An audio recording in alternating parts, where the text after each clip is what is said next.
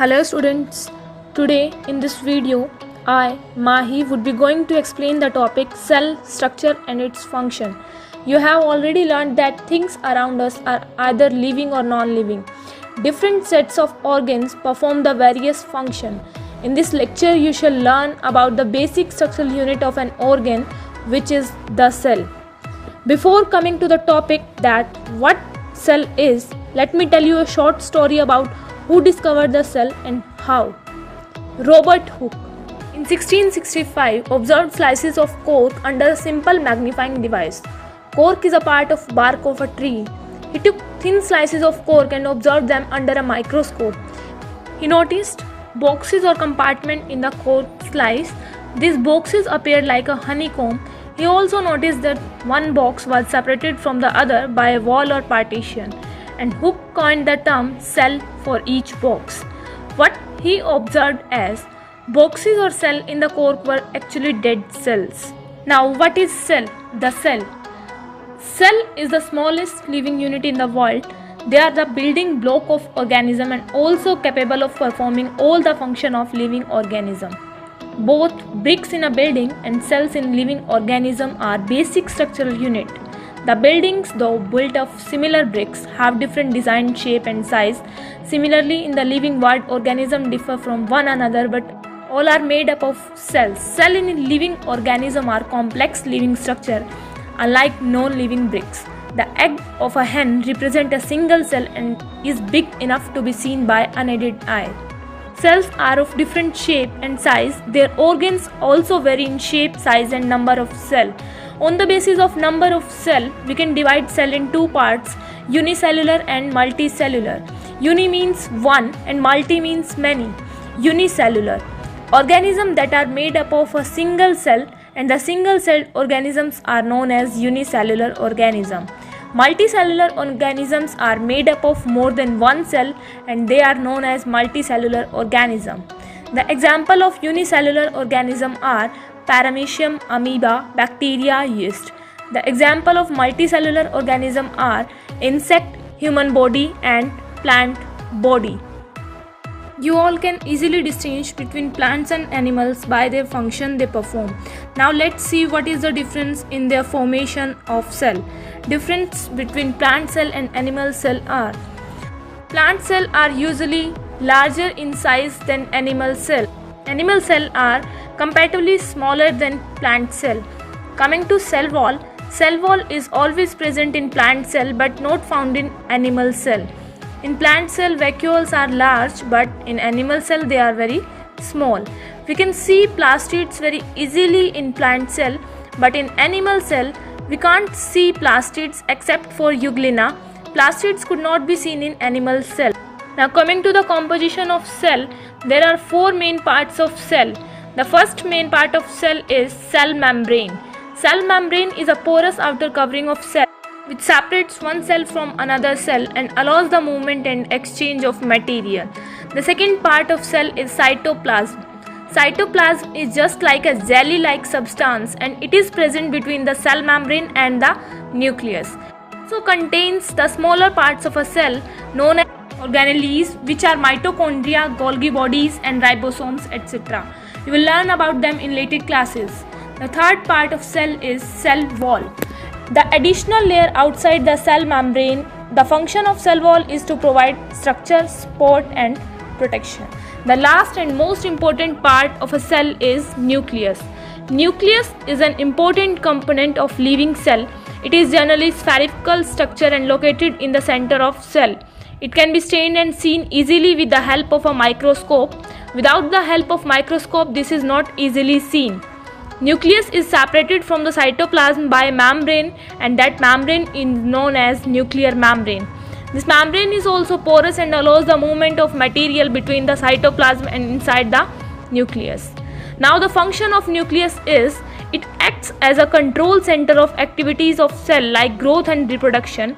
Nucleus, in addition to its role in inheritance, that is stores genes which are responsible for transfer of characteristics from parents to offsprings. The four main parts of nucleus are nuclear membrane, nucleolus, chromosomes and nuclear pores. Nuclear membrane is the membrane by which nucleus is separated from the cytoplasm by a membrane, and that membrane is known as nuclear membrane. This membrane is also porous. Now, chromosomes. Chromosomes are the thread-like structure which carries genes, and these genes are the inheritance that controls the transfer of characteristics from parents to offspring. Nucleus. Nucleus plays an important role in making protein and their transportation. The spherical and smaller body in the nucleus is known as nucleolus, and we can see nucleolus with the help of a microscope of higher magnification. Nuclear pores. Nuclear pores are the small pores inside the nucleus. They are the protein channel and control what enter and exit the nucleus. Now, cells can be categorized into eukaryotes and prokaryotes depending on the presence of a well-defined nucleus. Now, what is eukaryotic and what is prokaryotic? Eukaryotic means eu means new and karyon means nucleus. Prokaryotic. Pro means primitive or old and karyon means nucleus. Eukaryotic cells have a well-defined nucleus with a cell membrane or nuclear membrane. Prokaryotic cells do not have a well-defined nucleus, so that they don't have a nuclear membrane. Now, coming to prokaryotic, most of them are unicellular organism and there is no nuclear membrane present, so the nucleus is poorly defined. Not all the cell organelles are present in prokaryotic. Nucleolus is absent, and the example of these type of organism are blue-green algae, bacteria. And eukaryotic. Eukaryotic means most of them are multicellular and there is no nuclear membrane, so the nucleus is well defined. All the cell organelles are present.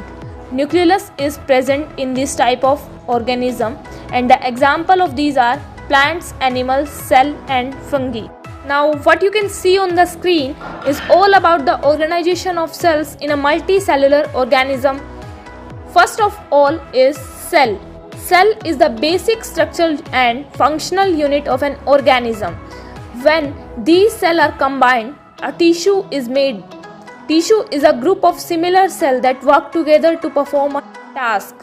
And organs. Organs, when multiple tissue working together to perform a specific function, organ is made. Organ system is the system when different organs work together to perform a special task. Organism. Organism when various organ systems makes an organism. Cells are not always spherical or cuboidal. They have different shapes that help carry out the function they perform. Let's take a look at the shape and function of a few different cells. The few different cells are red blood cell, white blood cell, muscle cell and nerve cell. Red blood cell, RBC.